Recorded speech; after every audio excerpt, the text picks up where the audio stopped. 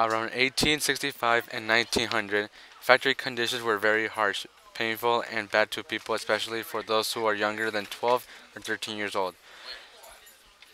Kids had to leave school. Mostly girls had to get jobs, and at that age, boys had to stay at school. It's hard to imagine a factory full of children working 10 or 12 hours a day. The factory was crowded, hot, dirty, and dangerous, and not safe. And it was a bad environment for them.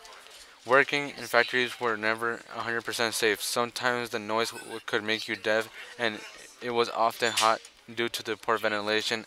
Bad equipment and careless training was often cause of fires in factories. All these factories were built around the United States, and these were called sweatshops. The workers never had a break. Even if it was hot or cold, they still had to work hard. Working in factories or mines was always unhealthy to anyone. It affected the children even more than the adults because the kids were still growing up, and this affected them by making them stunted.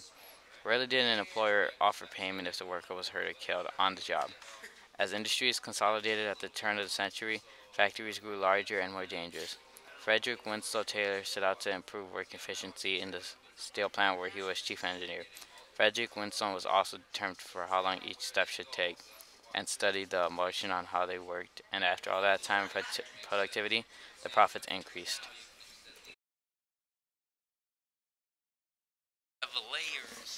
Factory work offered higher pay than any other possible places, but workers were ruled by the clock.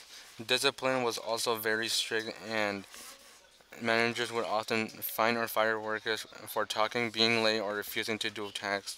Factory and mine owners had to take control and discipline their workforce through a system of long working hours, fine and low wages. The shift from working at home to working in factories in the 18th century brought a new system of working. This is the many reasons that having a education before work in a factory someday would be the best way to learn before work.